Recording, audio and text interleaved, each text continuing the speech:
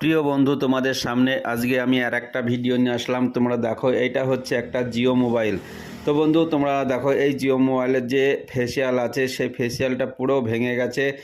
তোমরা দেখতে পাচ্ছ পেছনকার যে ব্যাক প্যানেলটা ছিল সেটা তো একদম ভাঙা আর আঠা দিয়ে জোড়া লাগানো আছে। তো বন্ধু, আমি এই ফেসিয়ালটা পুরো চেঞ্জ করব। এই ফেসিয়ালটা চেঞ্জ করতে হলে আমাকে মোবাইলটা পুরো খুলতে হবে। তো বন্ধু, তোমরা আমার সঙ্গে থাকো আর আমার মোবাইল রিপেয়ারিংয়ের ভিডিও দেখতে থাকো। তো বন্ধু দেখো, প্রথমে আমি প্রত্যেকটা স্ক্রু খুলে নিচ্ছি। প্রত্যেকটা স্ক্রু খোলার পর তবেই মোবাইলটা খোলা যাবে। স্ক্রুগুলা না খুললে মোবাইল কোনো সময় খোলা যায় না। তো বন্ধু, প্রত্যেকটা মোবাইলের ক্ষেত্রে আমাকে এইভাবে সমস্ত স্ক্রু খুলে নিতে হয়। তো বন্ধু দেখো, আমার স্ক্রুগুলো সব খোলা হয়ে গেছে। এইবার আমি যে পিছনে হাড্ডি আছে সেই হাড্ডিটা আমি খুলে নেব। তো বন্ধু, তোমরা দেখতেই পাচ্ছ আমি হাড্ডিটা ধীরে সুস্থে খুলছি। এই হাড্ডি খোলার সময় একটু লক্ষ্য রাখতে হবে যাতে স্পিকার বা কোনো কিছুতে আঘাত না লাগে। তো বন্ধু দেখো, আমার হাড্ডিটা খোলা হয়ে গেছে। এবার আমি যে মেন বোর্ডটা আছে সেই বোর্ডটাকে রিমুভ করে নেব।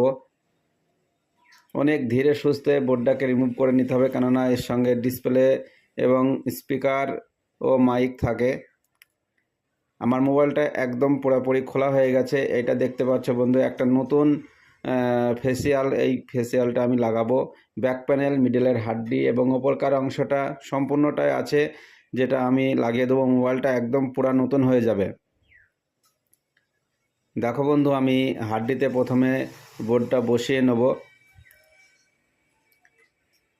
আর যে ওই টাওয়ার ফাংশন আছে, আমি পুরাতন হাড্ডি থেকে টাওয়ার ফাংশনের অংশটি খুলে নতুন হাড্ডিতে লাগিয়ে নিলাম। এরপর আমি বোর্ডটা বসিয়ে দিচ্ছি। প্রিয় বন্ধু, তোমরা দেখো আমার বোর্ডটা বসানো হয়ে গেছে হাড্ডিতে, তোমরা দেখতেই পাচ্ছ। এইবার ওপরের যে অংশটা আছে সেই অংশটা আমি বসিয়ে দেবো। তোমরা দেখতে থাকো।